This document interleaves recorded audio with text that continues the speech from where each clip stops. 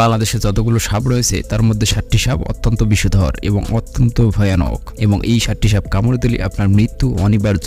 তাই এই 7টি সাপের ছোবল থেকে বাঁচতে হলে আপনাকে অবশ্যই জানতে হবে এবং চিনতে হবে যে এই 7টি সাপের আকার, আকৃতি ও দেখতে কি রকমের, কোথায় থাকে ও কি খায়। তা না হলে আপনিও হতে পারেন এই ভয়ঙ্কর সাপের ছোবলের শিকার। বন্ধুরা, আরো জানতে পারবেন সাপে কাটলে যে 3টি কাজ করবেন এবং যে 5টি কাজ করবেন না। তাই এই ভিডিওটি খুবই ইম্পর্টেন্ট হতে যাচ্ছে। ভিডিওটি না টেনে সম্পূর্ণ দেখুন।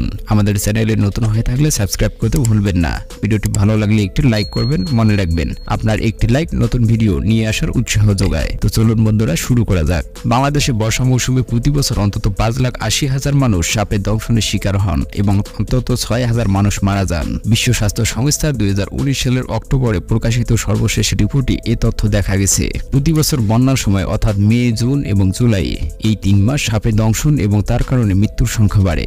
এখন দেখা যাক বাংলাদেশে কোন সাপ সবচেয়ে বেশি বিষধর। বাংলাদেশে প্রায় 80টি প্রজাতির সাপ রয়েছে। বাংলাদেশ টক্সিকোলজি সংস্থার তথ্য অনুযায়ী দেশে যেসব সাপ রয়েছে তার মধ্যে 7 থেকে 8 প্রজাতির অত্যন্ত বিষধর সাপের কামড়ে মানুষ বেশি মারা যায়। সাপে কাটার ঘটনা গ্রামাঞ্চলে এবং বিশেষ করে কৃষি সংশ্লিষ্ট এলাকায় বেশি ঘটে থাকে। স্থলভূমিতে থাকা সাপ পায়ে বেশি দংশন করে। বাংলাদেশে যত মানুষ সাপে দংশনে মারা যায় তার 4 গুণ মানুষের নানা রকম অঙ্গহানি ঘটে। কেউ শারীরিকভাবে পঙ্গু হয়ে যান এবং কেউ দীর্ঘদিন মানসিক রোগে ভোগেন। তো চলুন বন্ধুরা, দেখা যাক কোন 7 প্রজাতির বিষধর সাপের কামড়ে মানুষ বেশি মারা যায়। নাম্বার 1, নায়া। এটি কোবরা বা গোকড়া প্রজাতির সাপ। এর বৈজ্ঞানিক নাম নায়া। এটি স্থলভূমির সাপ। এটি ফনা তোলে এবং এর ফনায় চশমার মতো 2টি বলয় থাকে। দেশের পশ্চিম অংশেই অর্থাৎ রাজশাহী অঞ্চলের দিকে প্রধানত এই সাপের বসবাস। নাম্বার 2, নায়া কাউসিয়া। এটিও গোকড়া প্রজাতির সাপ। স্থানীয়ভাবে একে জাতি সাপ বা জাত সাপও বলে থাকে। এই সাপটিকে জৌড়া নামেও ডাকা হয়। এটি মূলত দেশের পূর্ব অংশ অর্থাৎ সিলেট, নোয়াখালী এলাকা বেশি থাকে। দেশে যত সর্পদংশনের ঘটনা ঘটে এর কামড়ে ঘটে সর্বোচ্চ। নাম্বার 3, কিং কোবরা বা শঙ্খচূড়। একে রাজগোখরা বলা হয়। ভয়াবহ বিষধর এই শঙ্খচূড় অন্য গোখরার তুলনায় আকৃতিতে বেশ লম্বা। এর ফনায় অন্য গোখরার মতো চশমার বলয় থাকে না। শঙ্খচূড় বাংলাদেশ, ভুটান, বার্মা, কম্বোডিয়া, চীন, Bharat, Indonesia, Nepal, Philippines, Singapore ও থাইল্যান্ড এসব দেশে বেশি দেখা যায়। এই সাপ ঘন জঙ্গল ও পাহাড়ি এলাকায় থাকতে পছন্দ করে। নাম্বার 4, ক্রেইট বা শঙ্খিনী। এই সাপকে শঙ্খিনী এবং শাকিনী সাপ নামেও ডাকা হয়। পৃথিবীতে ক্রেইট বা শঙ্খিনী জাতের সাপের মোট 8টি প্রজাতি রয়েছে। এর মধ্যে 5টি প্রজাতি বাংলাদেশে পাওয়া যায়। এই ক্রেইট জাতের সাপকে স্থানীয়ভাবে কিউটি বলা হয়। এই সাপ বাড়ির আশেপাশে বা লাকড়ির মধ্যে শুকনো জায়গায় থাকে। নাম্বার 5, কালো নাইজার। এটিও শঙ্খিনী জাতের সাপ এবং বাংলাদেশে প্রচুর সংখ্যায় রয়েছে এই সাপ। এটি চট্টগ্রাম ও সিলেটের পাহাড়ি অঞ্চল, নোয়াখালী এবং সুন্দরবন অঞ্চলে বেশি দেখা যায়। নাম্বার 6, চন্দ্রবোড়া বা রাসেলস ভাইপার। চন্দ্রবোড়ার আরেক নাম উলুবোড়া। বাংলাদেশে যেসব সাপ দেখা যায় তার মধ্যে এটি সবচেয়ে বিষাক্ত। এই সাপটি প্রায় 100 বছর আগে বাংলাদেশ থেকে প্রায় বিলুপ্ত হয়ে গিয়েছিল, অর্থাৎ পরপর কয়েক দশক এর কোনো একটি সাপেরও দেখা মেলেনি। কিন্তু গত 10-12 বছর আগে থেকে আবার এই সাপের দংশনের ঘটনা ঘটার প্রমাণ দেখা যায়। এই সাপ হঠাৎ করে কেন আর কিভাবে ফেরত এসেছে তা নিয়ে এখন বাংলাদেশে গবেষণা চলছে।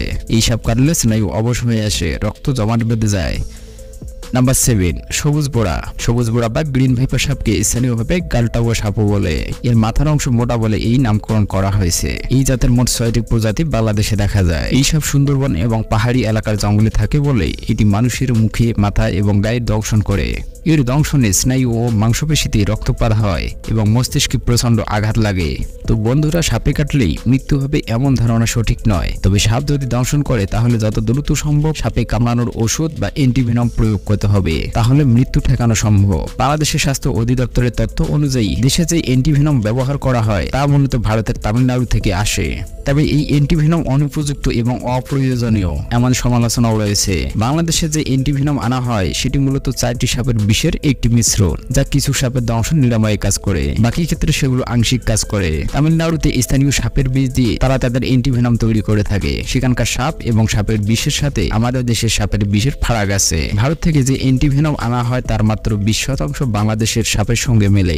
এই বিষয়ে বিশ্ব স্বাস্থ্য সংস্থার নির্দেশ হচ্ছে, যেখানকার মানুষকে সাপ কেটেছে সেখানকার স্থানীয় সাপ থেকে অ্যান্টিভেনম তৈরি করে চিকিৎসা দিতে হবে, না হলে তা কার্যকর হবে না। পরিশেষে একটি কথা, সাপের উপদ্রব থেকে বাঁচতে হলে বিজি ও গুইসাপ মারা থেকে আমাদেরকে বিরত থাকতে হবে, কেননা যত বিষধর সাপই হোক না কেন একমাত্র বেজি ও গুইসাপ তাদেরকে মেরে খেয়ে ফেলতে পারে। সুতরাং বেজি ও গুইসাপ মেরে আমরা আমাদের নিজেরই ক্ষতি ডেকে আনছি।